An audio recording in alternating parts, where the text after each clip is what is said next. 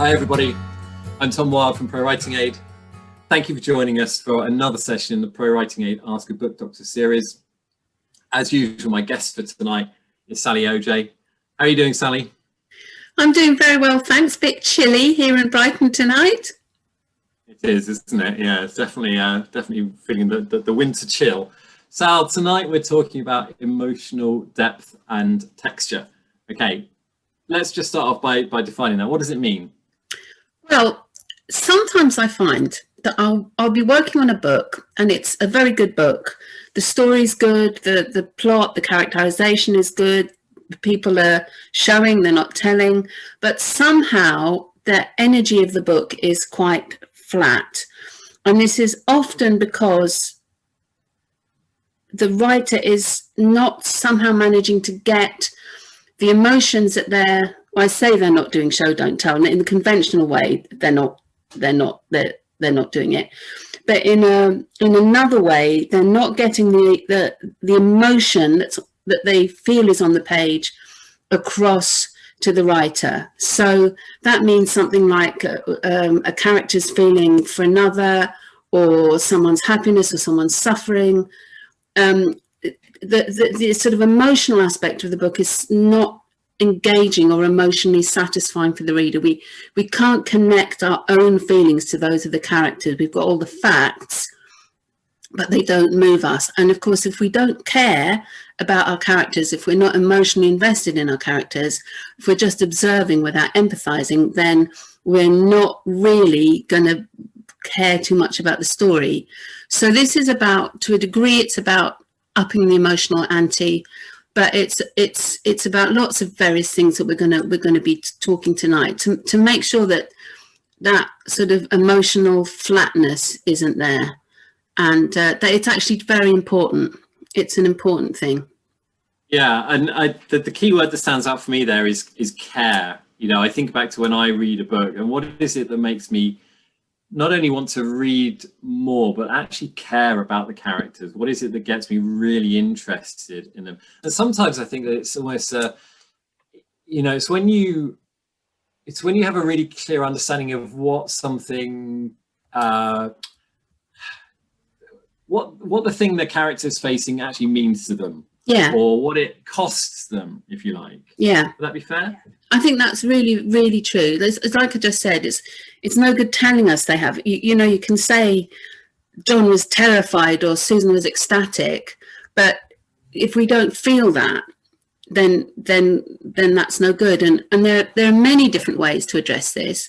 One of them is a very obvious way, is the way that a writer uses language, the nuances that they bring to the narrative and to the dialogue, actually, and of course to the plot itself as well. All of this helps the reader to feel sort of secure that the writer's got the confidence, the maturity to lead them through a book safely. So if you layer, we've talked about description, but also more emotional shading, more emotional flavor into the narrative and into the dialogue, it gives a sort of an authority and a sort of oomph. And there's, as I just said, there's various ways that you can do this. Okay, so you talk about confidence, Sal. So is this something you find is much more prevalent in first-time writers, new writers who come to you? It's not that, and no, it really depends. It's about the reader feeling safe. So right. It's about writing with a sort of a certainty. It's about writing with authority isn't quite the right word, but it's just, it's you're saying to the reader, hang on, stick with me, I've got you, you're going to enjoy this, I'm going to carry you through this beautiful glide down the river of my story, and you're going to have a great time. And, you can signal that in a lot of different ways. Okay. All right. So Sal, in your role, how do you tackle this with writers where you feel that, or actually maybe first of all, what can you put your finger on what it is that causes this? So it's what are the typical the reasons for it happening? Well, very often it's simply to do with language, and it comes back to things we've talked about a lot, where people are a bit scared to get too flowery or to get a bit too purple. You know, they don't want it to tip over into purple praise. But as I said before, the way that a writer uses language can be really important. So one of the obvious ways is the use of metaphor and simile. That's something that can just immediately give sort of texture and help us to connect to what the writer is telling us about the character. So, for example, you can say his heart was breaking. Well, you know, poor George, that's a shame. But that doesn't really engage me. But if you use a good simile, if you say, this is going to be one of my winging it things. So, but if you say George woke up that morning and it felt as if a sad, heavy lion was sitting on his chest, staring at him in baleful disbelief. I mean, maybe don't do that. But that's giving us, you know, then we kind of actually, we've all been there. We've all had that lion on our chest, you know, so please do it better than that, authors. But you get what I mean. It's a use of more vivid, more adventurous language that helps to pull us into that moment, that helps us to go, oh, yes, I felt that. And of course, we've all had a broken heart. But you want to the key here is to pull the reader into the scene and help the reader engage. That's what you're looking to do. And there's other things as well today. And sensory language as well. I mean, so when we're talking, you know, emotional language, so that pulls on the strings of your senses. Is that fair to say? Of course, but that, like all of these, I'm not even going to say the word, but it's a condiment issue again. You just have to if you're going to use, you know, sensory language, it's like, excuse me, it's like any of the other things that we've talked about. Just do it with a light hand. Do it, you know, use it well and use it at exactly the right place. Yeah. So that's why do you think it happens, Sal? So what are the reasons for it? Several reasons. I think often an author, and this perhaps is to do with first time writers, I have people actually say this to me quite a lot. You know, well, I'm saying his heart was broken. They know what I mean. And of course, on a certain level, that's true. Of course, we know what it means if it says his heart was broken. But one of the things I find with new time writers is sometimes it's harder than they anticipate to get the story out of their head and onto the page. And this is because very often, especially with first books, a writer will have been carrying this story around for a long time. I'm sure a lot of people here can identify with this. They'll have been carrying it around in their head. They'll have been sort of cherishing it, adding to it. It's been like a sort of wonderful daydream in a way. And there'll be certain scenes that are really vivid to them. And somehow, very often, when authors come to put this story on the page, they somehow forget that everything that is so vivid to them, this story that they've been carrying around sometimes for years and know every tiny nook and cranny of, that when they put it on the page, they forget that they have to, at that point everything really squarely at the reader. They have to think about the reader who's coming to this completely stone cold, and they have to think about their needs now. So saying his heart was broken, well, of course everyone knows what that is, but it's just important to pull us in and keep us pulled in and keep us engaged. That's the thing. So I think this problem of getting the book out of your head and onto the page is something that's important to do. And I think the way to do that is what I always talk about is think about your reader, think of your reader's needs. So after you've done your first, have a read through and think about things like that. But yes, the use of language, I'm coming back to this again, you know, metaphor, simile,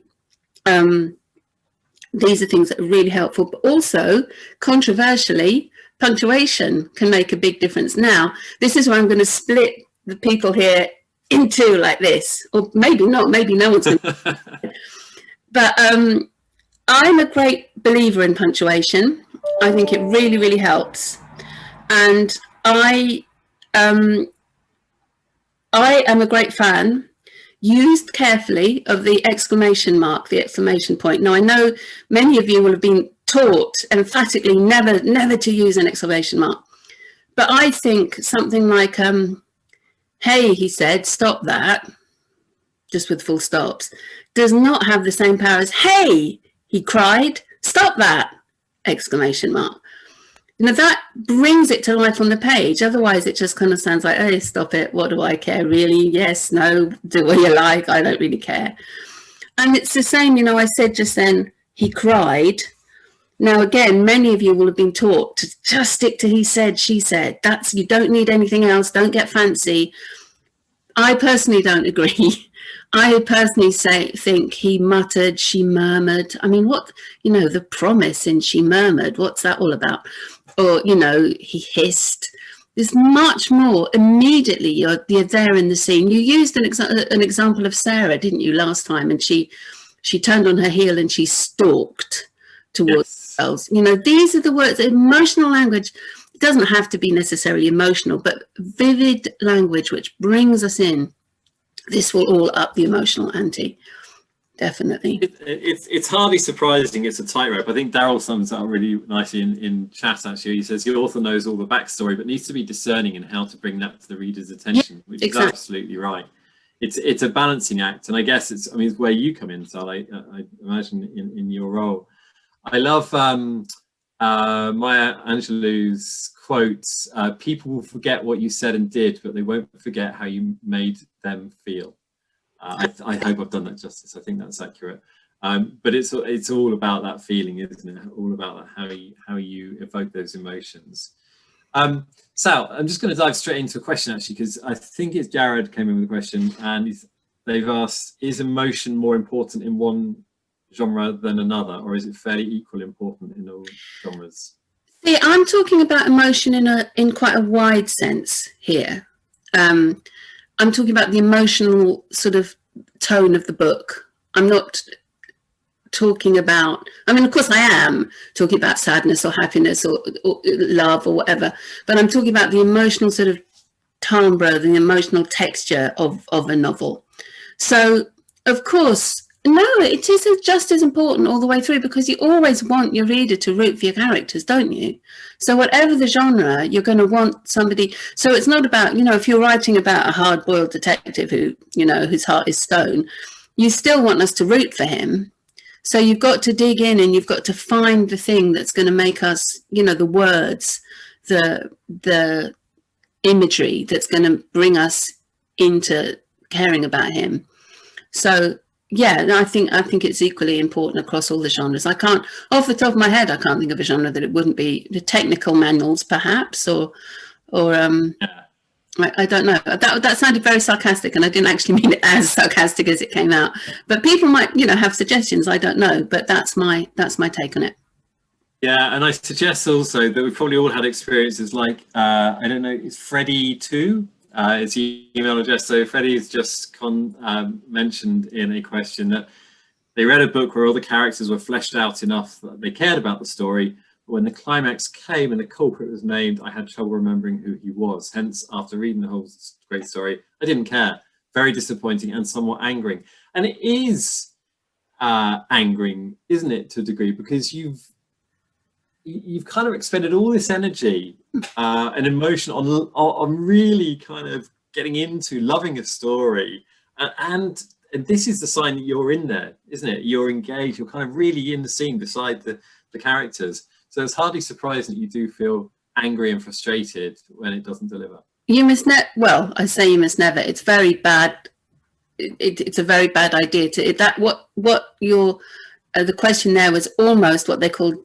Well, your readers, everyone here going, no, it's not. But it's almost sort of what they call deus ex machina, where, it turns out that it was the ghost of Queen Victoria all the time who was doing it. And you couldn't possibly have known that. Right.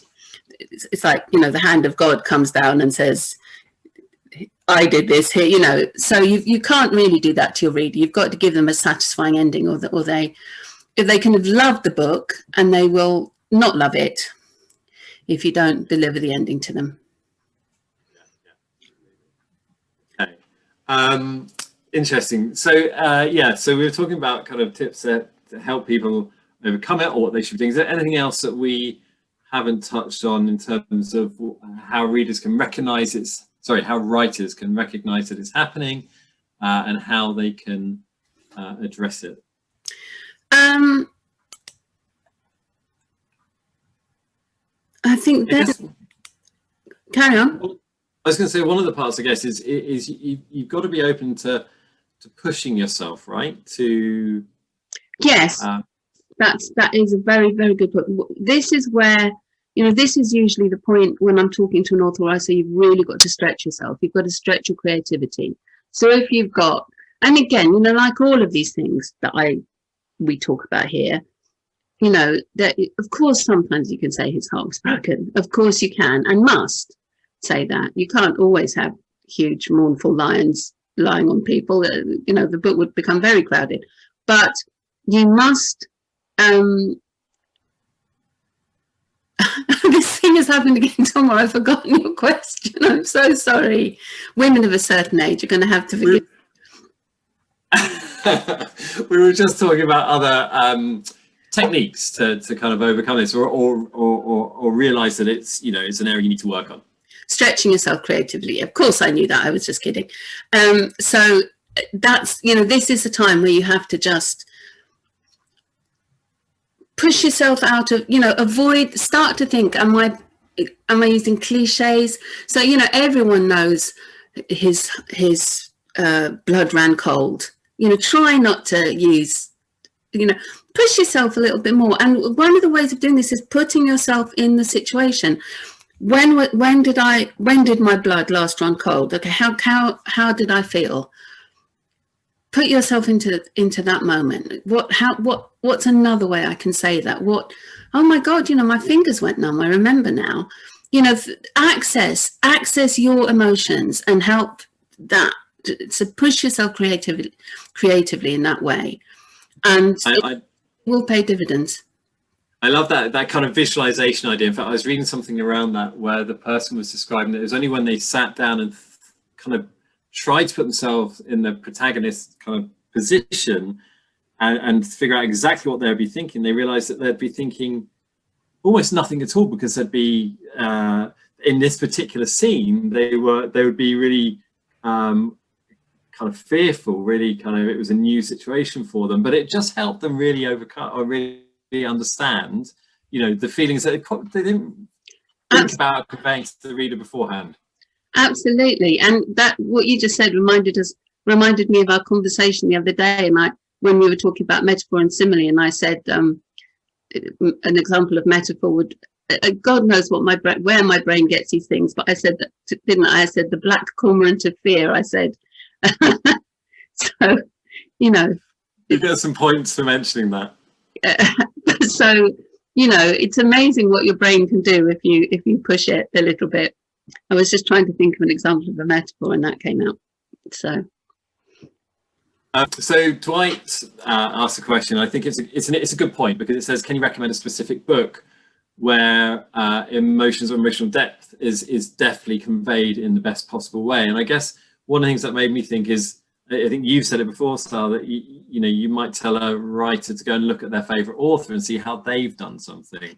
I think that's better, because what works for one person is not necessarily going to work for another.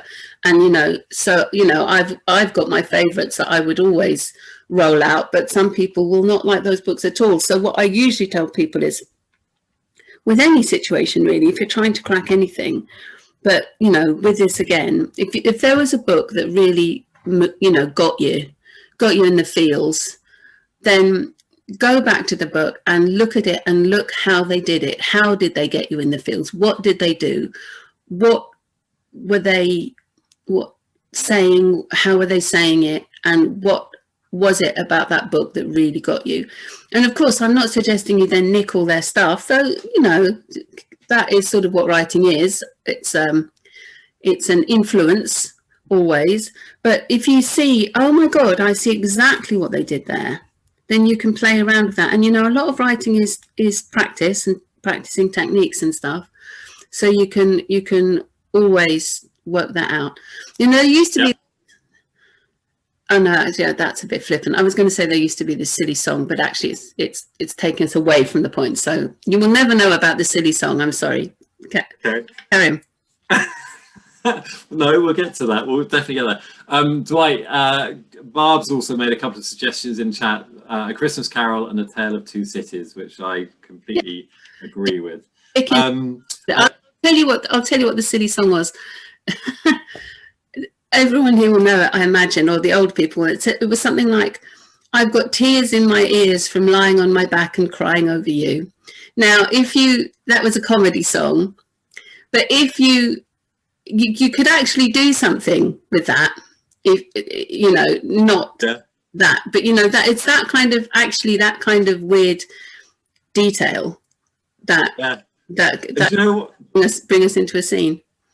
Do you know what? As you're saying that, I actually picture myself doing that. I've done that on the side. I love this comment. I don't know who you are, but it's posted in Q&A. I suppose that while a broken heart is universal, we all experience such a thing differently. And that's absolutely right? You can't just say they were brokenhearted, because it does mean so many different things to different people. You've got to convey the meaning, isn't it? There's the meaning to the character.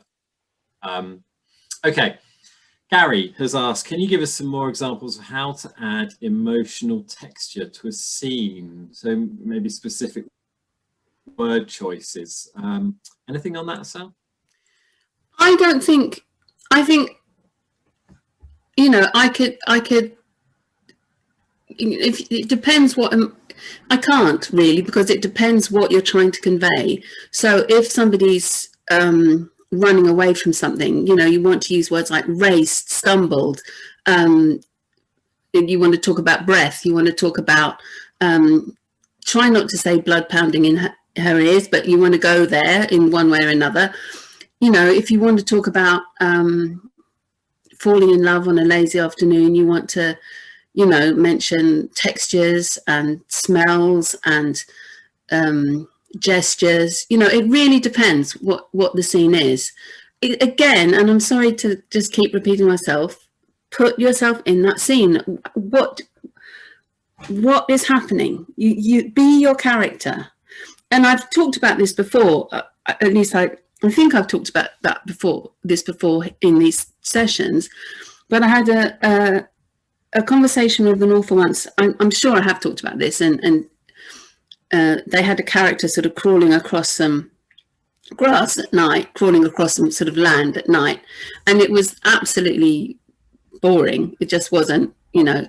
And I said to them, what you've got to do is get down on your stomach and crawl across some grass.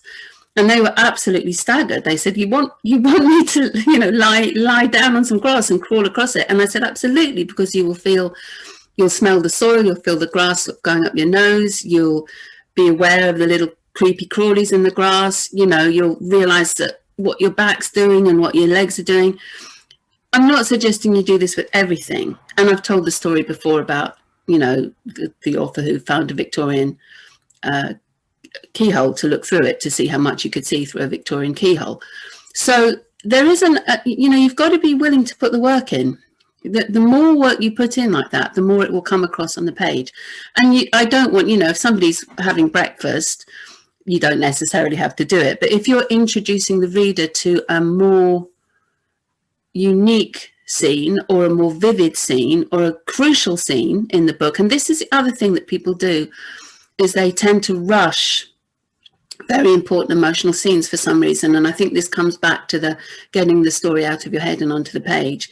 This scene that's been so vivid to them, and it sort of almost comes, it comes and, and then he shot him and he was dead the next day, you know, and those are the scenes where you don't rush those moments. This is very common, actually, rushing key emotional moments or key action moments or key, it's odd how often I see this. You wouldn't think it would be a common problem, but it's a very common problem. So, you know, give us the full value of these scenes, make sure they're really delivering, and make sure that we're really feeling it. It's a really interesting point. So not rushing scenes, particularly those that may have been playing out in your head for a long time. And another point you made there, Sal, is you know, the work you put in as a writer. Yeah. And there is no book written on one draft, right? So this is not something that's all going to happen. No, exactly. So this is... Someone here is going to say, oh, Jack Kerouac wrote On the Road all in one draft. I've got several things to say about that. There's a story about Jack Kerouac that he got a roll of typing paper, a roll, you know, a big roll, and he put it into his typewriter and he just typed the whole out in one go. Now, that is actually, in essence, true, I believe. And he took an awful lot of amphetamine while he did it, which helped. But if you know anything about Jacques Kerouac, you know that he has been writing that story as short stories, as little bits and pieces for years. He'd been writing On the Road for years before he actually sat down to write it. So even if that really did come out all in one huge burst, actually he had been polishing and refining and writing and thinking about it and practicing in his diaries. He was a great diarist, so it was all written down already. So he'd done his first draft or second or third draft, just in a more sort of subtle way. Yeah. I can't. If somebody says that they've written a book in their first draft, I suspect either that they're lying or it's a terrible book. Truly. The point being, these things take work and more work and more work, right? I've said it before, writing is mostly awful. Writing is mostly just suffering and really hard and really difficult. And I have never worked with an author who didn't at some point say, I've said this so often, I can't do this anymore, I'm no good at it, I can't do it, it's all, you know, I'm writing just rubbish. It's really, really hard. So it's just something you have to really be dedicated to, stick at. It's almost never as bad as you think it is. But some days it actually is probably worse than you think it is, but just keep plugging at it and it will all eventually come together. So Alison's made a comment in chat, which I think is quite an interesting one. It's said acting out your scenes, if you can, is very helpful, as is talking to experts or others who have had the experiences themselves. This is vital, actually, and it's something that we didn't even talk about, Tom, when we were talking about tonight.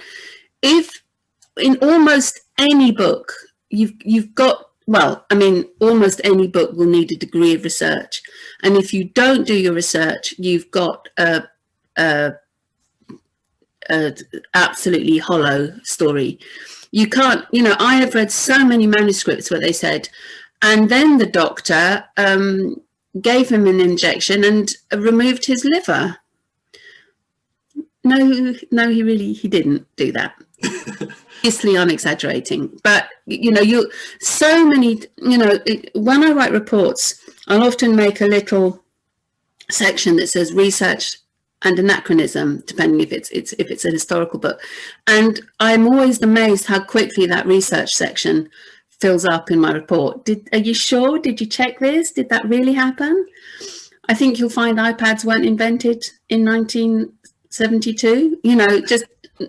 Just so quickly. So you've really got, because apart from anything else, as soon as a reader who knows their stuff reads your sentence about the liver, they're going to lose confidence in you as a writer.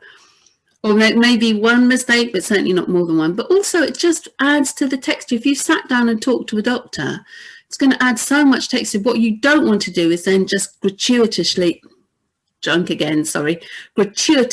shoehorn everything you've discovered into the story. And then he turned to the nurse and he asked for a number 4 scalpel, and then he did this, and no. Just the bits that are important, just the bits that we need to know. But that will the texture of the story greatly, and the emotional texture as well.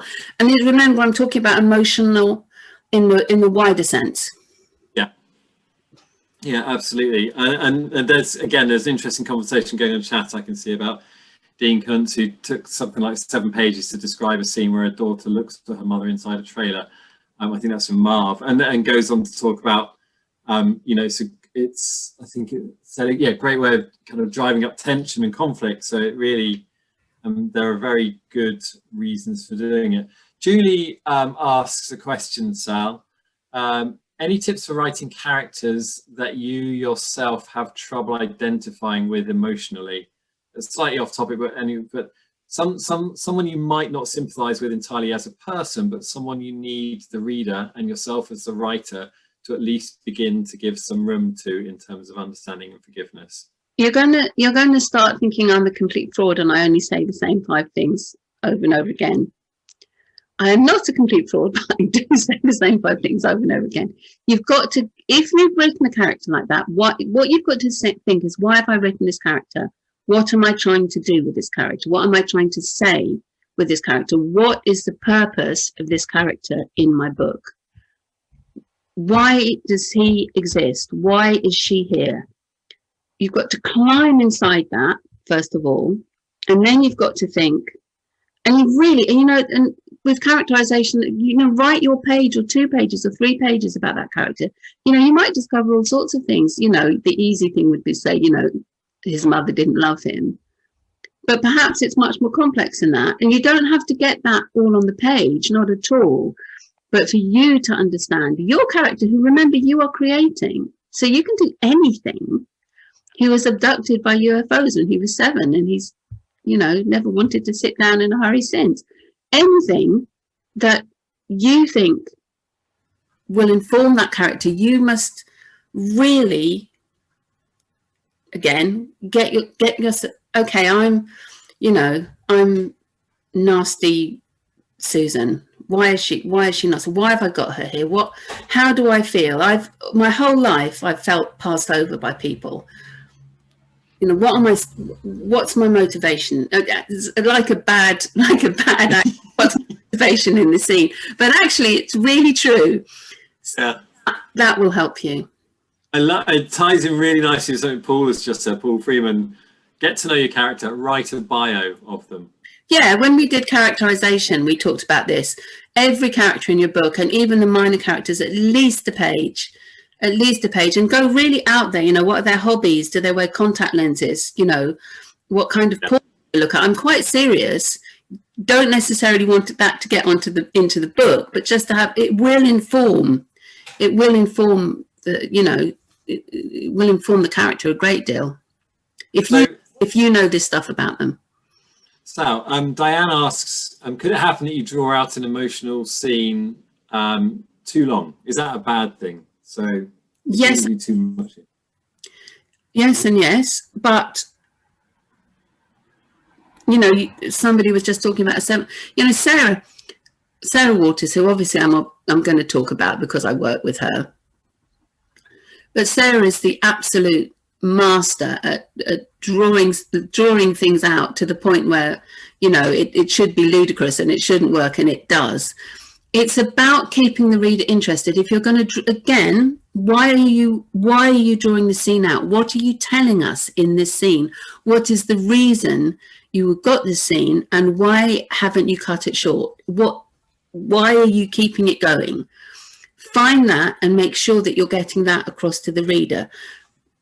Bring in the help of the other characters in the scene. Bring in the help of the location. Bring in the help of things that have happened before. So make sure that if you're drawing out an emotional scene, that we're not going to start thinking, oh God, you know, this is, you know, you've told us that already. Repetition, repetition is the death of any kind of engagement. Make sure, you know, it's very easy to say something and then say it again and then say it again in a slightly different way. Keep your information flowing if you're going to do that. Guys, if anyone's got any questions, do fire them in. We've got a few more to go. And I love seeing what's going on in chat as well. Sally, you're not allowed to look at chat, but Barb has just told a great story about reading a book series about these brothers who owned a bar in, forgive me if I get the pronunciation wrong, Ketchikan. Alaska, where she described a woman driving there. I stopped, said Barb. Seriously, you can't drive there. Seems like a little research would have figured that out, which is great. I love these side stories. Okay, let's see some other questions. So Shirley asked a question early on about, apart from, and this is more of a general question really, so goes back to quite a few things we've touched on, but apart from showing, not telling, describing emotions and the dialogue pieces, how can we make a section of necessary backstory feel not flat? Well, you do everything that I've talked about. So what you want to avoid is information jumps, and what you want to avoid is exposition. So you don't want to, you don't want two characters telling each other backstory. If you're going to talk, everyone, I understand, of course you can do it sometimes, but I understand the impulse. It's so easy, isn't it, just to have one story saying, but you can't have one character saying, hey, Brian, you're my cousin. We never used to get on very well, but we get on pretty well these days. Ever since you saved my nephew Cyril from that terrible flood. It was a bit rocky for a while, but now it's fine. Ridiculous, as usual, ridiculous example. So you want to avoid exposition. You want to avoid just dumping a whole lot of information. So what you want to do is use all these techniques, but break it up. So yes, a little bit of dialogue. You can have people, a good way is, it's a bit corny, but a good way is, flashbacks. That always works well. If it's a little, done just a little bit, or just simply tell it, but write it well. Just, you can get away if it's all about context. So you can, especially at the beginning of a chapter, you can always say, in the summer of 1943, blah, for a bit. It's all about how you do it and about context. But, you really, most of all, you want to avoid an information dump. Just plonking something, 8 paragraphs down, bam. Break it up with a little bit of the story, break it up with a little bit of dialogue, but not with two people just telling each other the story. Break it up with a little bit of context. That's what you need to do. Great, thanks, Sal. And another question's come in a couple of times talking about historical biography. And forgive me, I don't know who the name of the person who sent this in. They've just said, how about a historical biography? The emphasis of the emotional tone is what? So I guess they're asking for kind of help in... Impossible. As much as I would love to give a brilliant answer to that, it depends very much who the biography of, if it's Churchill, you're going to have one tone. If it's, Georgia O'Keeffe, you're going to have another tone. You want to capture the essence of the person, don't you?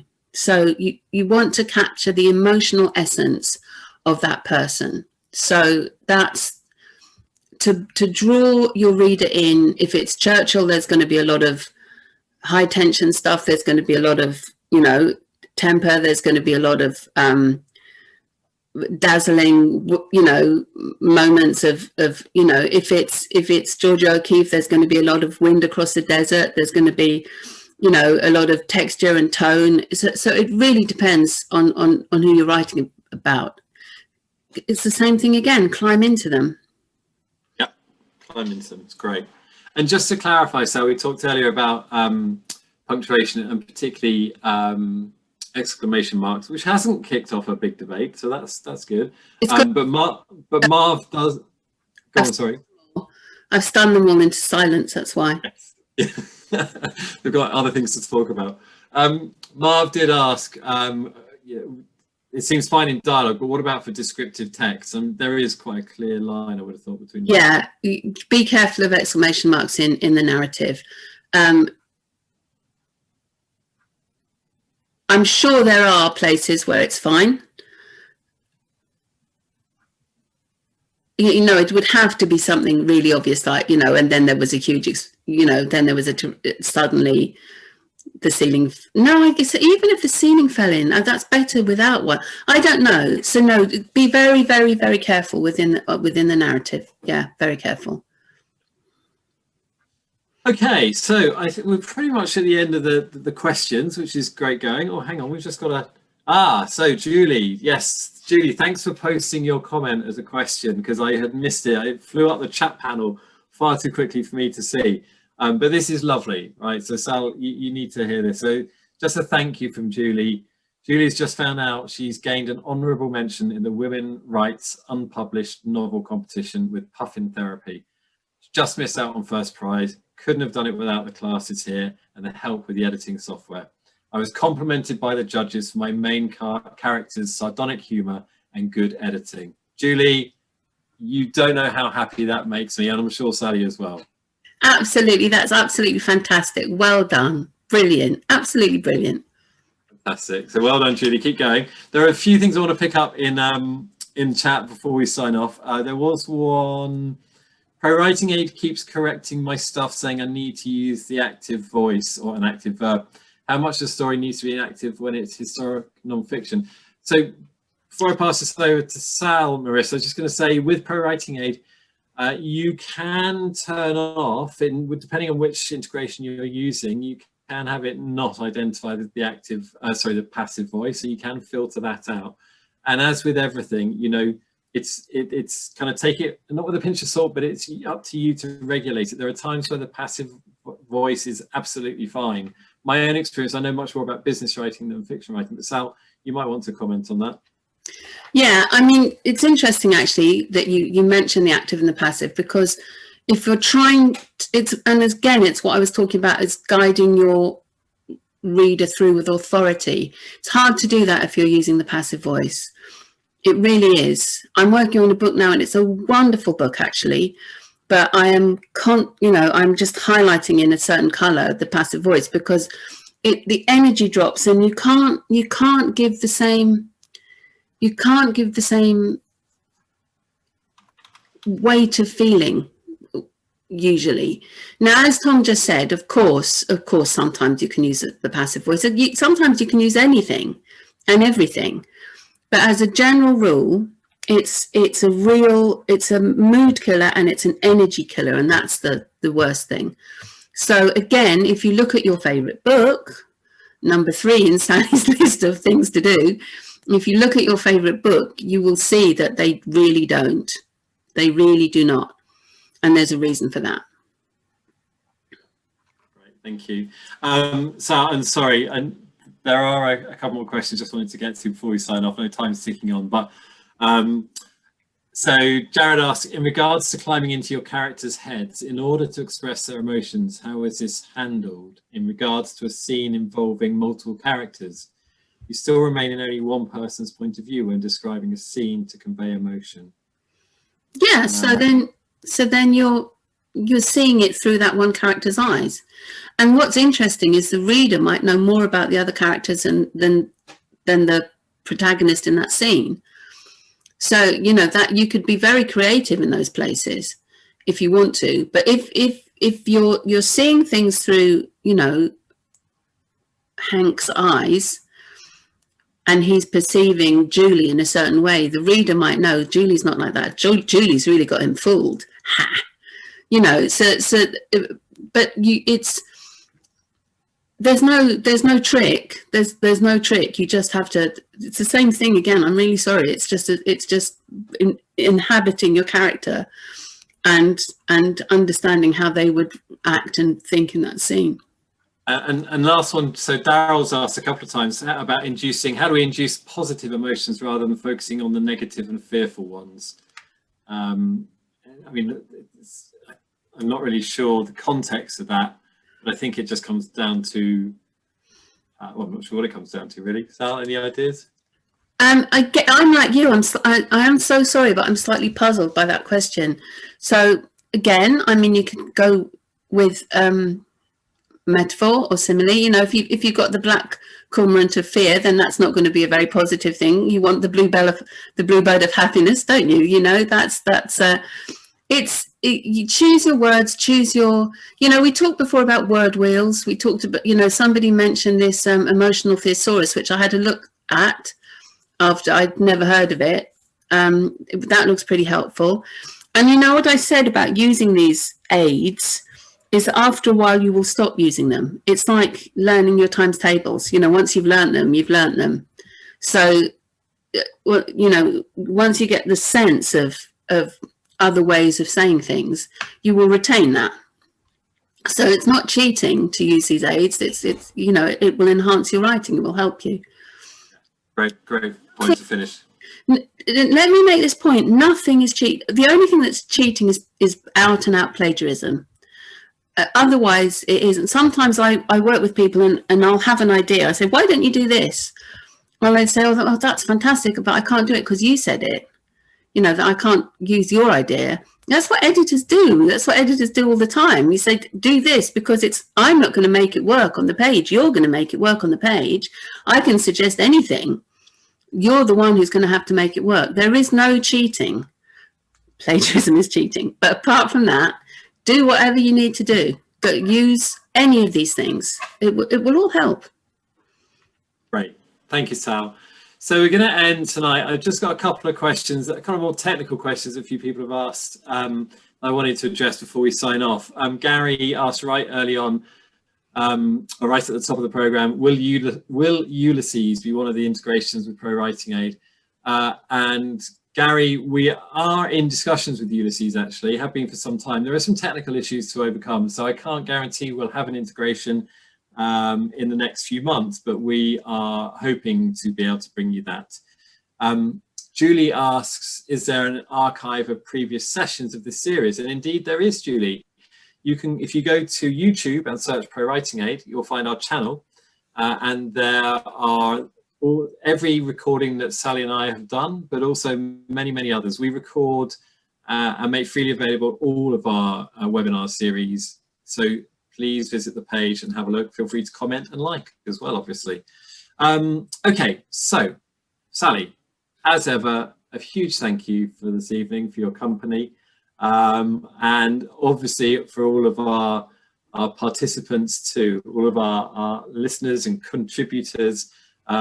We wouldn't be able to do this without you. We love interacting with you, hearing your stories, hearing the back chat going on, or the chat going on in the chat panel, and getting all the questions as well. So please join us again in the new year, in 2021, when things are going to be very different, fingers crossed.